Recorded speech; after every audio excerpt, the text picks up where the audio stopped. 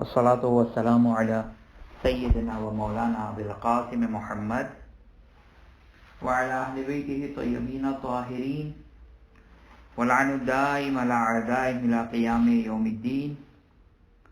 رب اشرح لي صدري ويسر لي أمري واحلل عقدة من لساني يفقهوا قولي.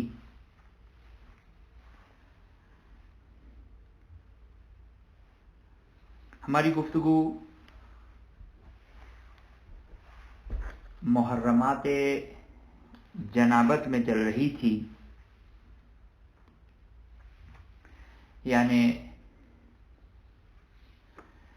وہ چیزیں کہ جو مجنب کے لیے حرام ہے.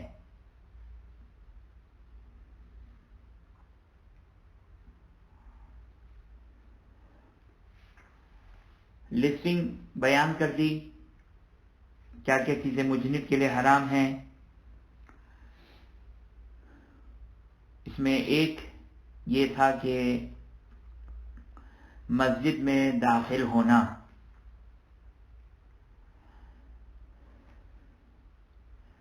مسئلہ نمبر 181.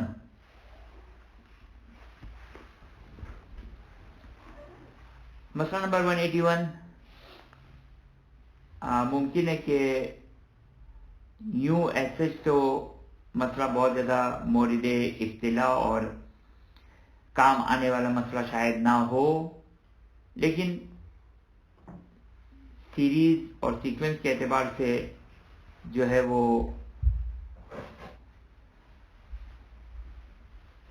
جو سلسلہ چل رہا ہے اس اعتبار سے ہم اس کو بیان کر دیتے ہیں. لیکن بہرحال انفارمیشن کے اعتبار سے شاید کسی اور پیش نظر ممکن ہے یہ کام مسئلہ پیش آئے، تو بہرحال ایک فقہی معلومات عامہ کے لیے یہ بہرحال ایک کام کا مسئلہ ہو سکتا ہے. مسئلہ نمبر 181. مسئلہ نمبر 181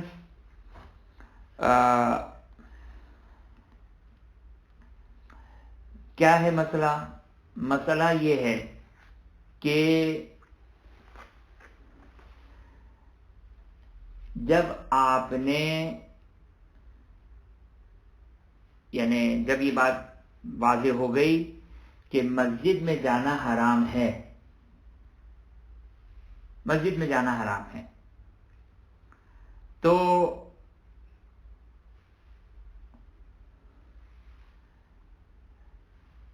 اگر ہم کسی کو اجارے پر، رینٹ پر سروس لیتے ہیں ہم کسی سے، تو اس سے متعلق یہ مسئلہ ہے کہ مثلا ہم نے کسی سے یہ کہا کہ مسجد میں جاؤ اور جھاڑو لگاؤ،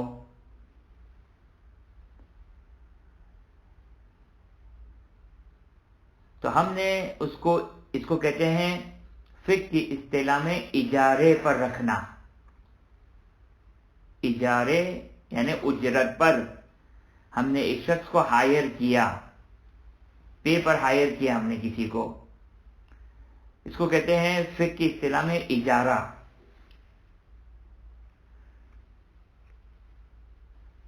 صحیح، یہاں تک تو یہ باتیں واضح ہو گئی.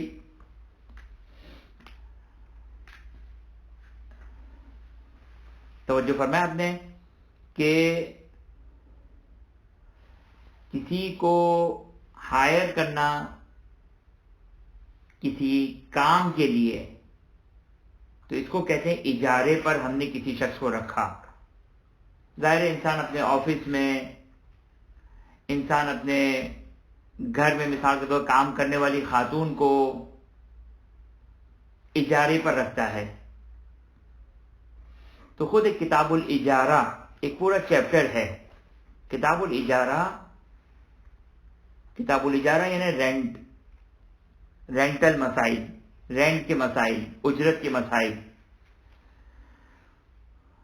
اب اس میں دو قسم آتی ہے. ایک دفعہ آپ کوئی گھر کسی کو رینٹ پر دیتے ہیں, ایک دفعہ کسی شخص سے سروس لیتے ہیں. تو یہ دو قسمیں آتی ہیں. ابھی ہم گھر والے رینٹ کی بات نہیں کر رہے ہیں. جو ابھی ہمارے موضوع سے ریلیٹ کرتا ہے وہ یہ کہ ہم نے کسی شخص کو اجرت دی. کس بات کے لیے؟ کہ وہ مسجد میں جھاڑو لگائے. اچھا, اب کہیں کہ بھائی مسجد میں جھاڑو لگانے کا ہماری گفتگو سے کیا تعلق ہے؟ تو گفتگو ہماری کیا چل رہی تھی؟ ہماری گفتگو یہ چل رہی تھی کہ ایک شخص کا حالت جنابت میں مسجد میں جانا حرام ہے.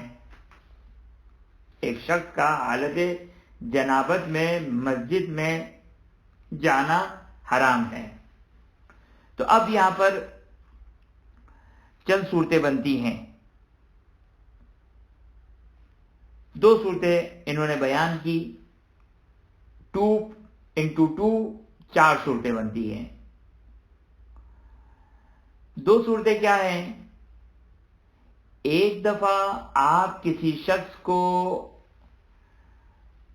اجارہ دیتے ہیں اس بات پر کہ تم مسجد میں جھاڑو لگاؤ اور حالت جنابت میں.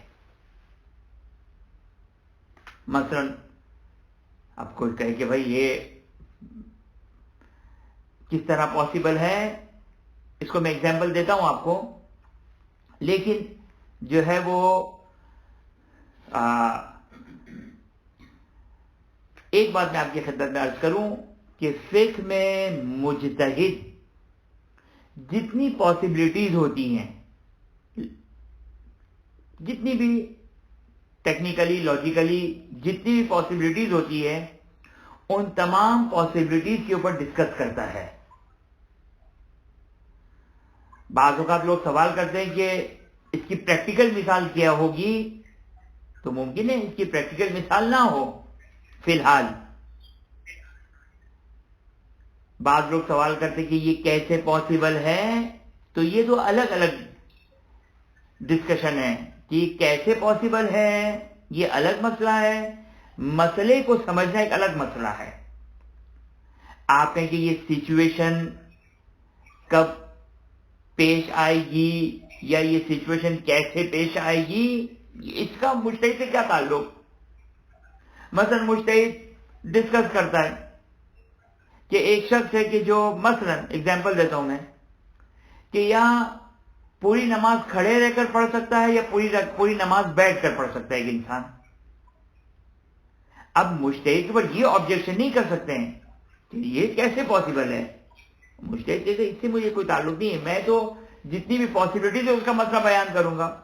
اب جس کا بھی یہ مسئلہ ہوگا وہ توضیح المسائل منہاج الصالحین عروۃ الوثقی سے نکال لے اور اپنے لیے اس کو اپلائی کر لیں.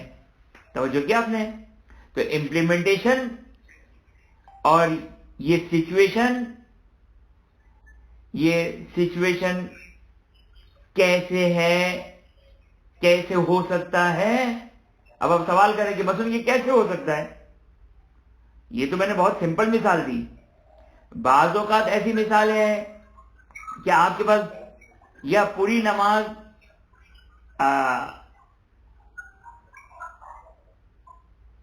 مثلا یہی ایک سچویشن کہ پوری نماز یہ کھڑے رہ کر پڑھ لیں. اب دو مکان ہیں, دو جگہ ہیں, یا تو اس میں کھڑے رہ سکتے ہیں یا یہ کہ آپ اس میں بیٹھ سکتے ہیں. دو الگ الگ جگہ ہیں. اب آپ کون سی سچویشن میں نماز پڑھنا جائز ہوگا؟ اس طرح مجتہد جو وہ تمام, چونکہ صرف اس کو کور کرنی ہے, وہ تو یہ نہیں ہے کہ ابھی جو لوگوں کو پیش آنے والے فقط انہی مسائل کو دیکھیں.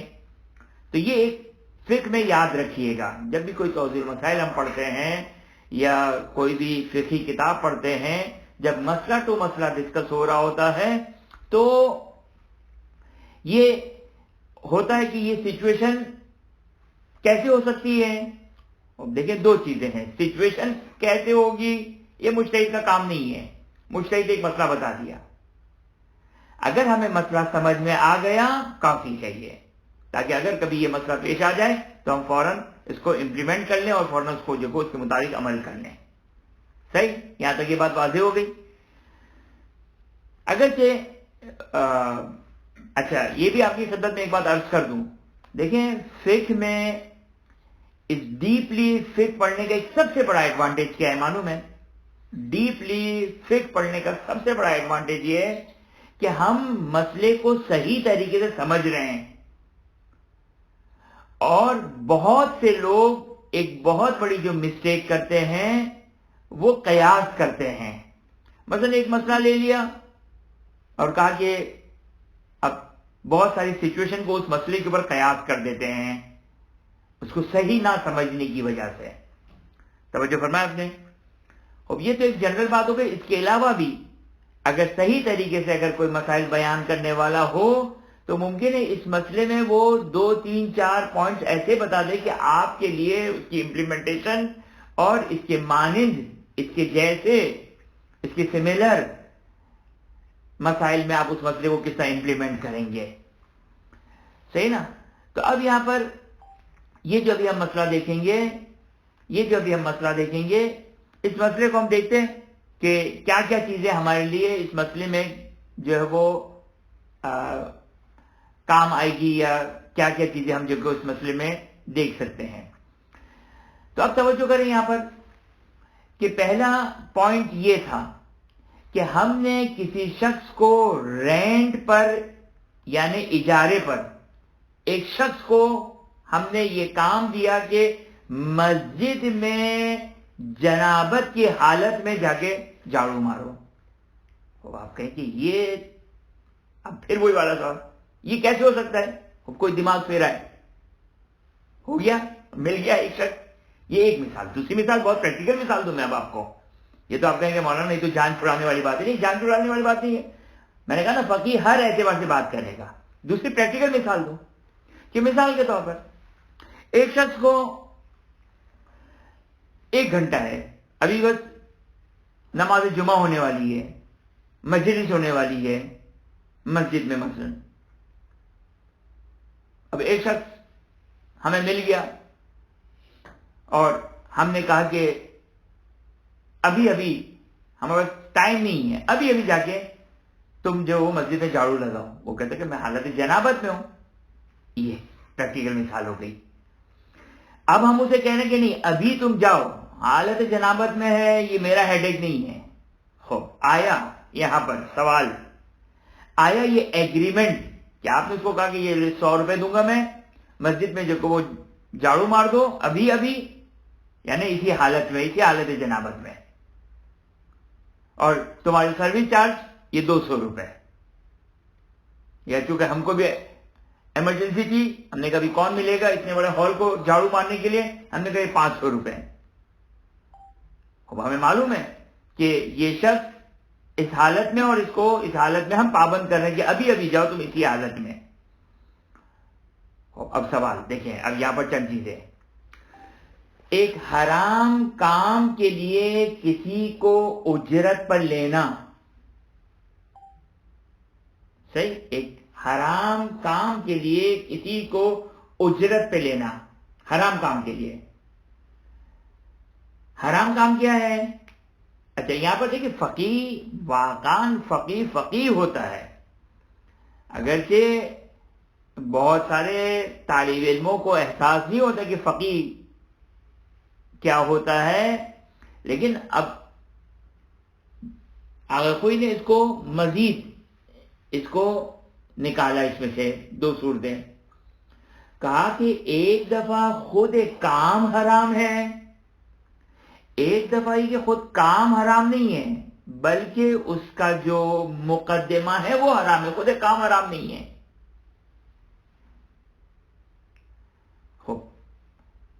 سوال تھوڑا سا اپنے ذہنوں پہ زور دیں. یہ والی جو اگزامپل ہم نے دی کہ ہم نے کسی کو اجارے پر رکھا اس بات کے لیے کہ جاؤ اور مسجد میں جھاڑو لگاؤ، آئیے فرسٹ سچویشن کے لیے ایگزامپل ہے، سیکنڈ سچویشن کے لیے ایگزامپل ہے. خود ایک کام حرام ہے یا یہ کام مقدمہ بن رہا ہے حرام ایک کام کے لیے؟ یہ فرسٹ سچویشن میں سے نہیں ہے، سیکنڈ سچویشن میں سے. کیونکہ جھاڑو لگانا تو خود حرام نہیں ہے نا، اس شخص کا مسجد میں داخل ہونا حرام ہے. تو پہلے والی کی ایگزامپل کیا بنے گی؟ پہلے والی کی ایگزامپل یہ بنے گی کہ ہم تم کو 200-500 روپے دیتے ہیں، تمہیں مسجد میں فلاں جگہ جا کے کھڑے رہنا ہے. کہاں پیسے کس چیز کے دے رہے ہیں؟ رکنے کے، مسجد میں رکنے کے پیسے دے رہے ہیں. تمہارا کام یہ کہ تم مسجد میں کھڑے رہو. فار ایگزامپل ہمارے گیسٹ آ رہے ہیں، ان کو ریسپشن کے اوپر دیکھو آپ اس کا استقبال کریں، یہ 500 روپے. تو یہاں پر خود ایک کام حرام ہے. تو یہ جو ہے وہ بہرحال. بس اب سوال، حرام کام کے لیے اجرت.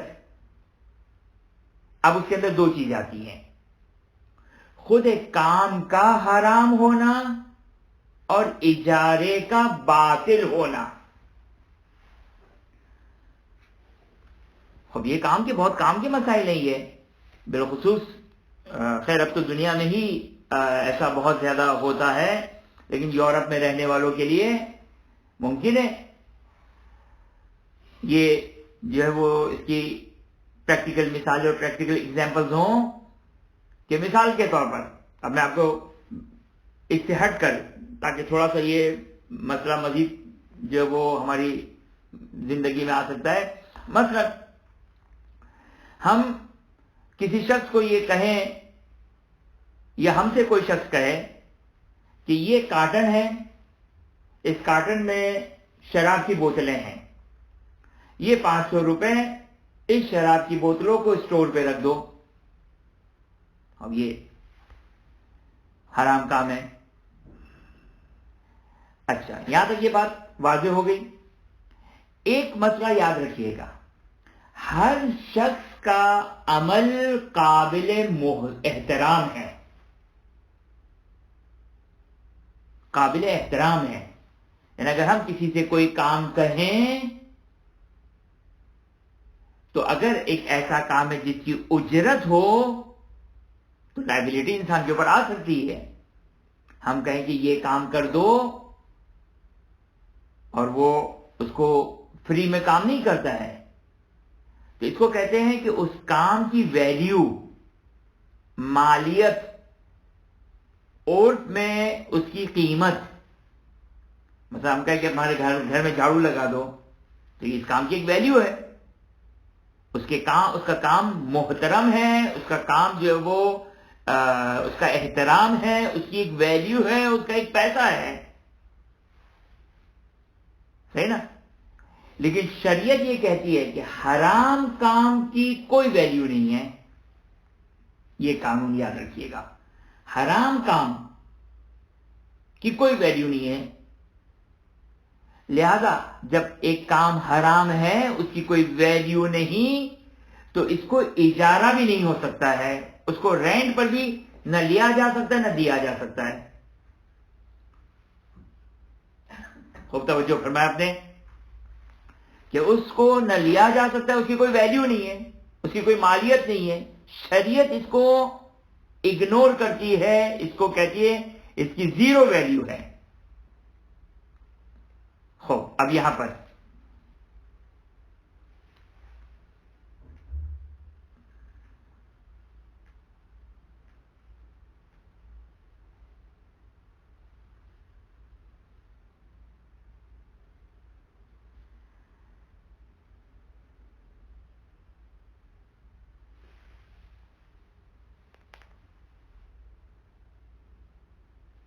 اچھا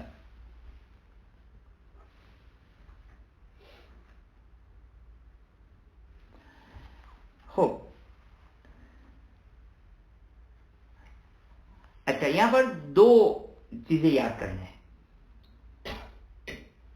ایک اجرت پر کسی کو ایک ہائر کرنے والا شخص ہے، ایک وہ ہے کہ جو ہائر ہو رہا ہے. جو ہائر کرنے والا شخص ہے اسے کہتے ہیں مستاجر. جو شخص ہائر ہو رہا ہے اس کو کہتے ہیں اجیر.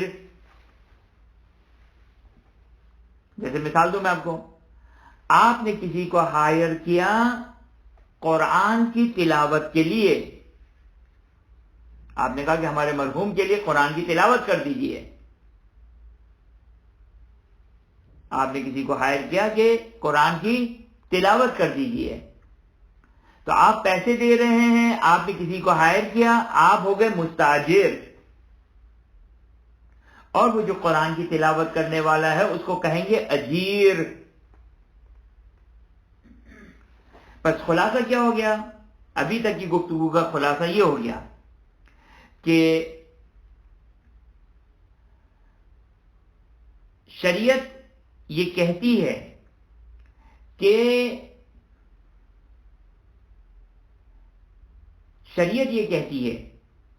کہ حلال کام کی ویلیو ہوتی ہے، حرام کام کی کوئی ویلیو نہیں ہے. میں ہو گیا کون؟ ہائر کرنے والے شخص کو کیا کہتے ہیں؟ مستاجر. میں نے ایک شخص کو ہائر کیا کہ مسجد میں جھاڑو لگا دو. اچھا، مجھے معلوم ہے، ہائر کرنے والا شخص اس کو معلوم ہے کہ یہ اجیر حالت جنابت میں ہے، اور ہم نے کہا کہ اسی حالت جنابت میں جا کے تو جھاڑو لگاؤ. سچویشن میں نے بتا دی. اب اس کا یہ کام حرام ہے، اس کا یہ کام حرام ہے. لہذا کوئی آگے چیتانی کہتے ہیں کہ یہ کسی کو اجارے پر رکھنا یہ حرام بھی ہے، اور یہ ایگریمنٹ باطل ہے. ایگریمنٹ کیا ہے؟ باطل ہے. خوب، جب بھی ایگریمنٹ باطل ہو جائے، اب یہاں پر میں ایک جنرل مسئلہ آپ لوگوں کو بیان کر دوں. کوئی بھی جب دو لوگوں کے درمیان ڈیل ہو، جب بھی دو لوگوں کے درمیان ڈیل ہو،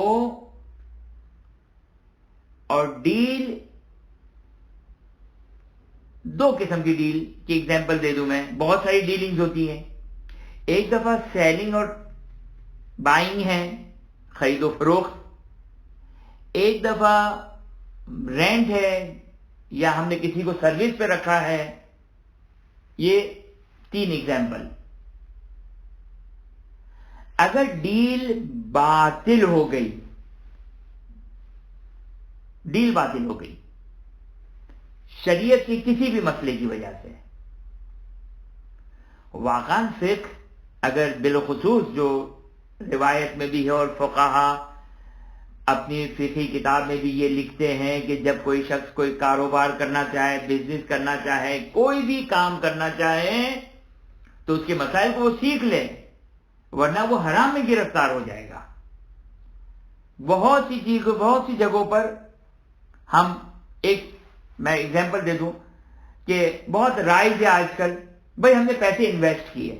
پیسے انویسٹ کیا کون سی؟ یہ کیا چیز ہے؟ پیسے انویسٹ کیے، یہ شریعت میں کوئی چیز نہیں ہے. پیسے انویسٹ کرنا یعنی کیا مطلب؟ بتائیں آپ کہ یہ انویسٹمنٹ کس ٹائپ کی ہے، کس قسم کی ہے. تو کیس ٹو کیس اور بہرحال جو وہ فرق کرے گا. لہذا یہ مسائل جو لوگ بہت زیادہ جو کہ وہ غافل ہیں ان مسائل سے، اور عام طور پر لوگوں کے حوصلے بھی نہیں ہوتے کہ ان مسائل کو سیکھیں، تو بہرحال کیا کہہ سکتے ہیں. بس اب اگر کوئی بھی ہم کسی کے ساتھ ڈیل کرتے ہیں، اب وہ ڈیل اگر کسی وجہ سے باطل ہو گئی، اب جیسے میں ایگزامپل دے رہا ہوں، ابھی مجھے اس کی ڈیفینیشن وغیرہ یاد نہیں ہے. مثال کو اسٹاک میں ایک گفتگو ہوتی ہے کہ future buying and selling, future trading جس کو کہتے ہیں، یا دوسری فارن ایکسچینج مثلا فیوچر ٹریڈنگ. تو اب فیوچر ٹریڈنگ آیا صحیح ہے معاملہ صحیح، ڈیل صحیح ہے یا ڈیل صحیح نہیں ہے. تو اب یہ مسئلہ بڑا مسئلہ ہی ہے. تو اگر کوئی ڈیل ہو اور شرعی لحاظ سے وہ باطل ہو تو باطل ڈیل میں کیا ہوتا ہے، آئیے اس کو ہم آج سمجھتے ہیں، باقی مسئلہ کل دیکھیں گے انشاءاللہ. باطل ڈیل میں کیا ہوتا ہے؟ یعنی فار ایگزامپل میں نے آپ کو ایک چیز بیچی، آپ سے ایک چیز خریدی،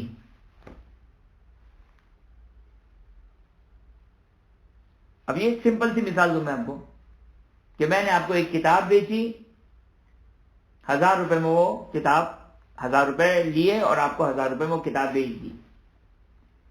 کسی وجہ سے یہ شرعی لحاظ سے یہ ڈیل باطل ہو گئی. بہت ساری اس کی ایگزامپل ہو سکتی ہے، لیکن شرعی لحاظ سے یہ ڈیل باطل ہو گئی.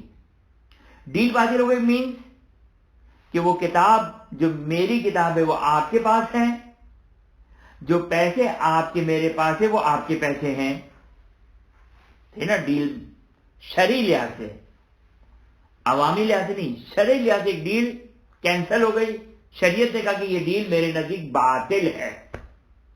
تو اس کا مطلب کیا ہو گیا کہ میرے پاس جو کتاب ہے وہ آپ کی کتاب ہے، سوری آپ کے پاس جو کتاب ہے وہ میری کتاب ہے، اور میرے پاس جو پیسہ ہے وہ آپ کا پیسہ ہے.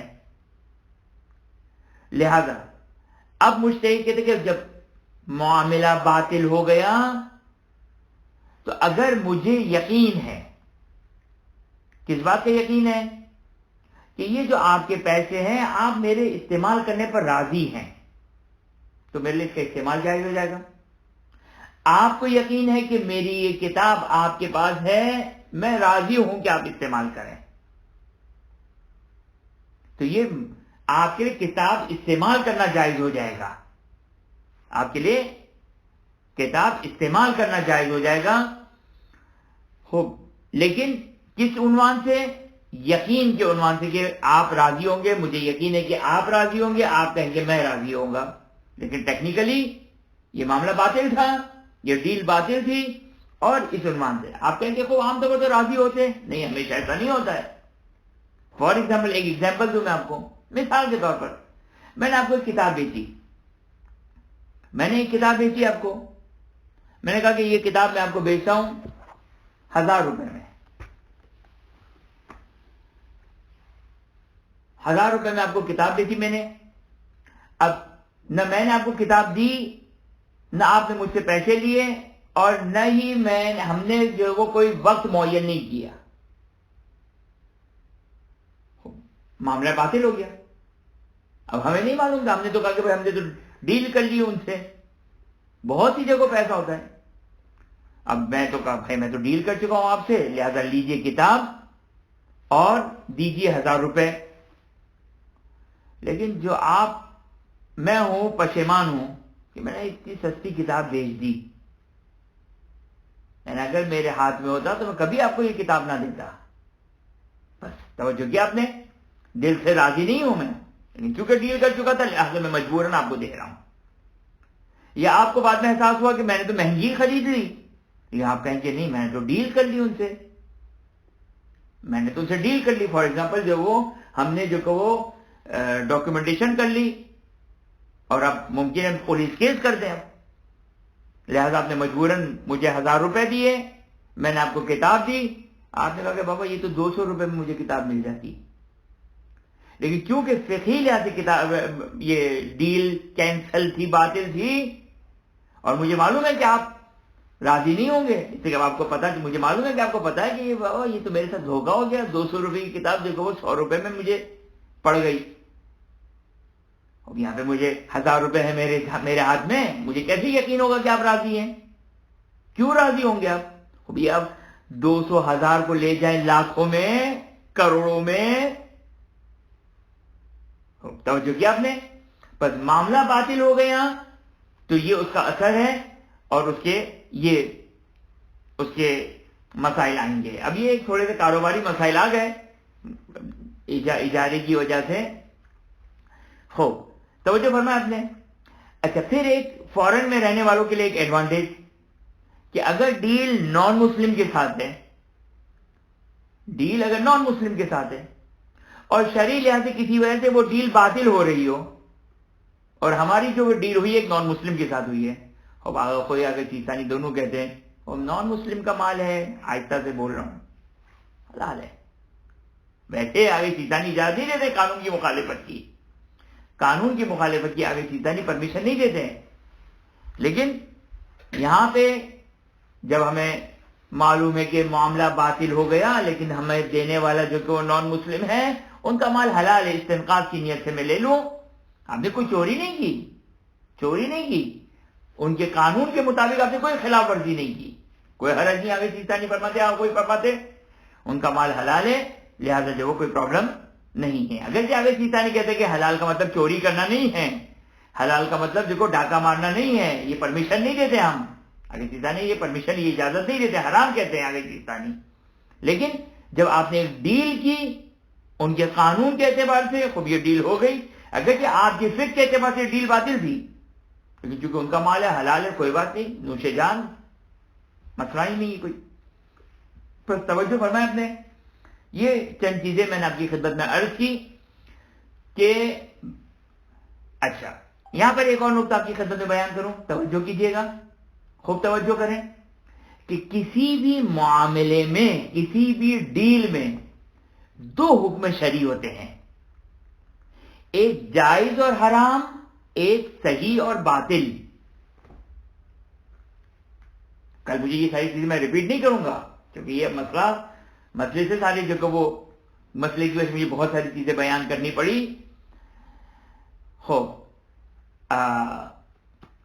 کسی بھی ڈیل میں دو چیزیں ہوتی ہے، جائز اور حرام اور صحیح اور غلط. مثال دوں میں آپ کو، مثال کے طور پر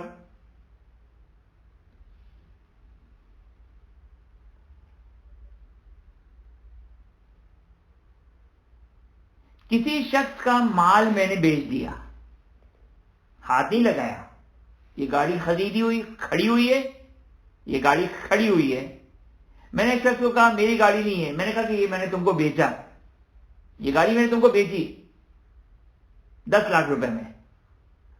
اس نے کہا اتنا زبردست، بولا میں نے خرید لی، اور واقعی سیریسلی میں نے بیچی، مذاق نہیں کیا. اس نے کہا میں نے خرید لی.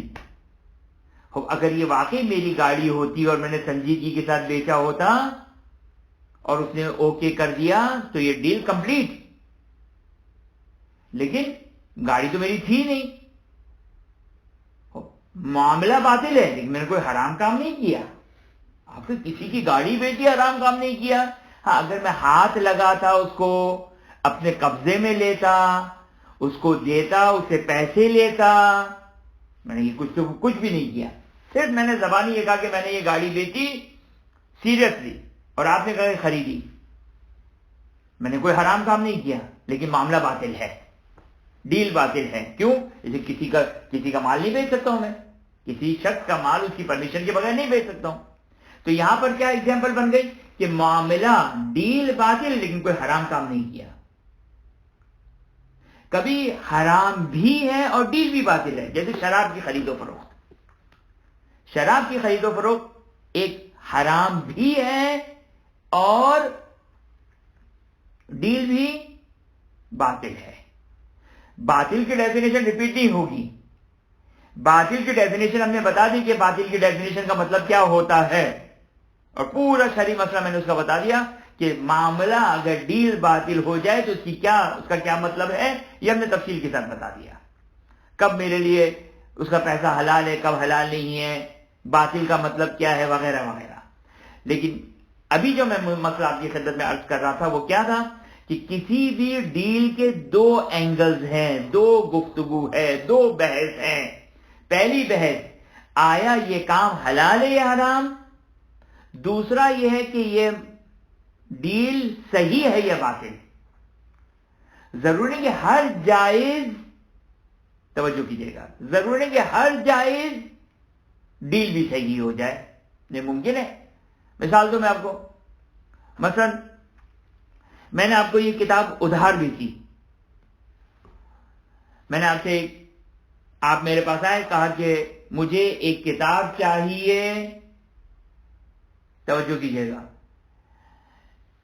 آپ میرے پاس آئے اور کہا کہ مجھے ایک کتاب چاہیے، منہاج الصالحین آغا سیستانی کی جلد اول 500 روپے میں نے کہا بیچی، آپ نے کہا خریدی، ڈیل ہو گئی؟ آپ نے کہا کہ مجھے ادھار چاہیے، آپ نے کہا کہ ابھی نہیں ہے، میں اس کو بعد میں دوں گا۔ بعد میں دوں گا، کب دوں گا؟ کوئی معین نہیں ہوا، چونکہ ڈے فکس نہیں کیا، لہذا یہ ڈیل کیا ہو گئی؟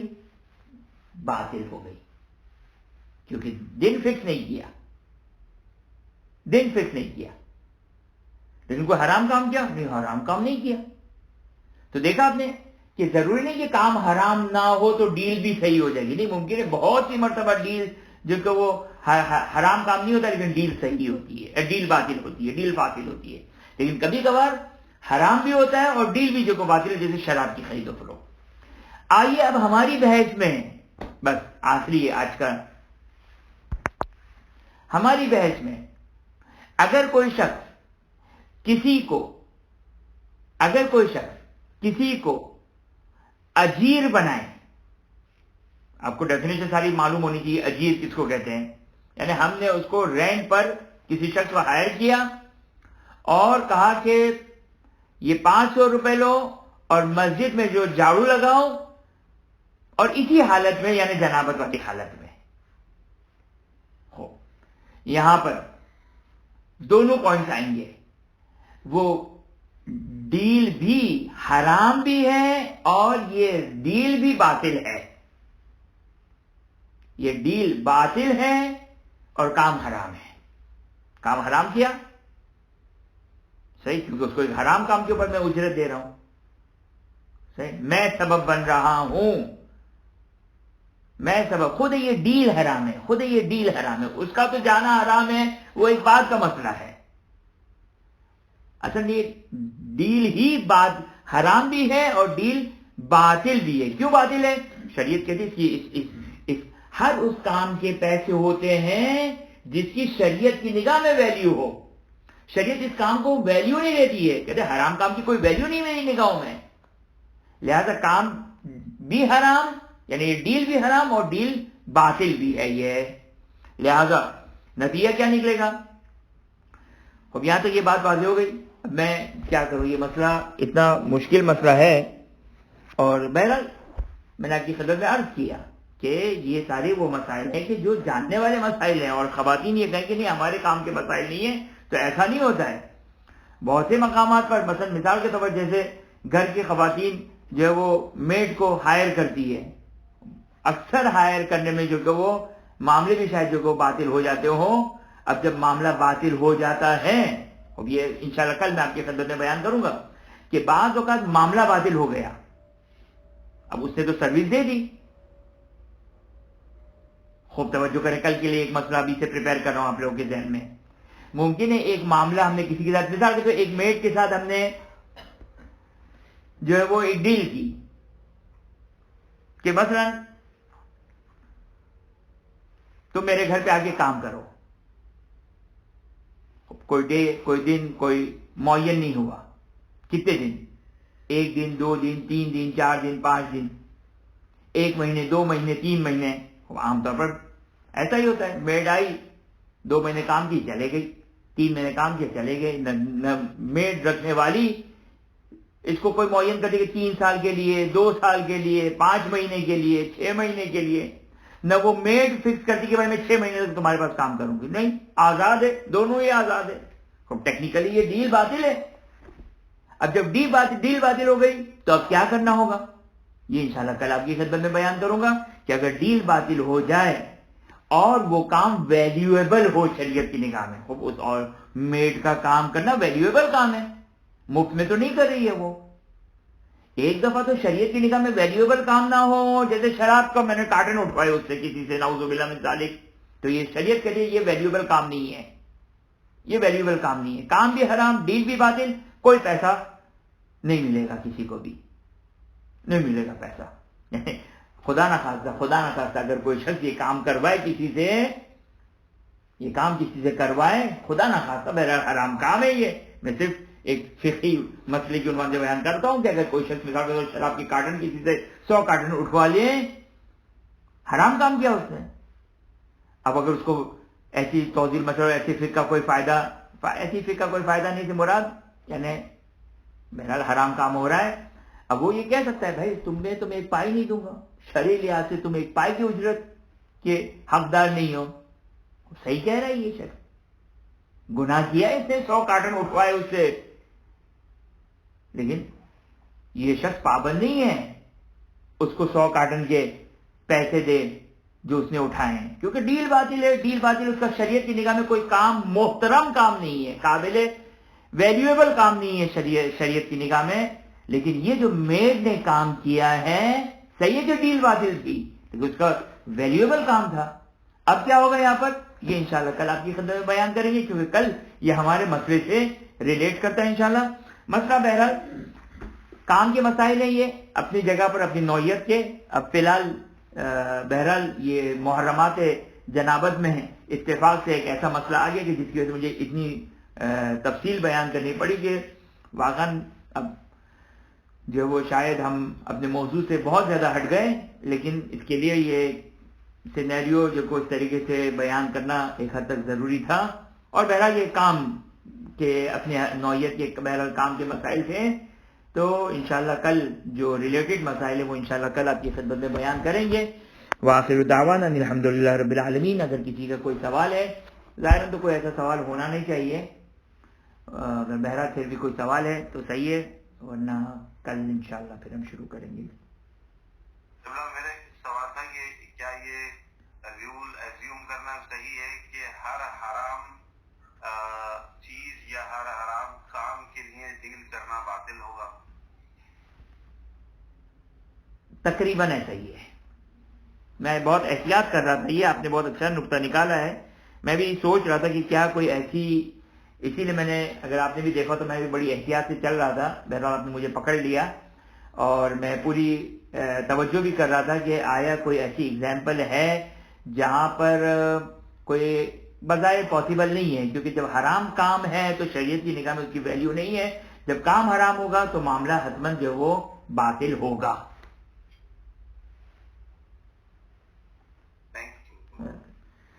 خدا کی بارگاہ میں دعا گو ہیں کہ خداوندہ بہتے. جی کسی کا سوال ہے شاید؟ جی سوال نہیں ہے کہ ریکویسٹ ہی ہے کہ بہت ساری چیزیں بہت ساری جو آپ نے لاسٹ کے جو یہ مسئلے بتایا ہے کام کے حرام کے اور سب کے، ذرا کل اس کو ذرا اور ریوائز کر دوں، تھوڑا سا ریوائز کر دوں گا انشاءاللہ. چیزیں ذرا کلیئر ہو جائے، کافی چیزیں جو ہے وہ ان کلیئر رہی ہیں انشاءاللہ. اگر ہو سکے تو آپ اپنے پھر بھی اگر کوئی اس سے ریلیٹڈ سوال تو گروپ میں ڈال دیے گا تاکہ میں اسی کو تھوڑا سا سامنے رکھ کے میں اس کو ایک دفعہ پھر تھوڑا سا ریوائز کر دوں گا، کیونکہ کل کا مسئلہ بھی ہے اور کوئی مسئلہ نہیں، انشاءاللہ میں تھوڑا سا ریوائز کر لوں گا انشاءاللہ. ریکیپ کرتے ہیں کہ تو میرا خیال سے یہ چیزیں کافی حد تک آپ نے ایکسپلین کری ہیں، لیکن وہ جو آپ کا تواتر رہا وہ اسے ایک طرح سے کیش نہیں کر پایا، تو بس انشاءاللہ اس کو ذرا سا اوکے انشاءاللہ. ریکیپ خدا کی بارگاہ میں دعا گو کہ خداوندہ ہمیں علوم محمد و آل محمد علیہ السلام حاصل کرنے کی توفیق عطا فرما، اس کو سمجھنے کی توفیق عطا فرما، اس پر عمل کرنے کی توفیق عطا فرما. حاضر مجلس مومنات کل مومنات کی تمام جائز حاجات کو پورا فرما، جو مومنات پریشان حال ان کی پریشانیوں کو دور فرما. اپنی آخری حجت امام عصر امام سلام علیہ کے ظہور میں تعدیل فرما، ہمیں ان کے آوان و انصار میں قرار فرما. ربنا تقبل منا انک انت السمیع العلیم.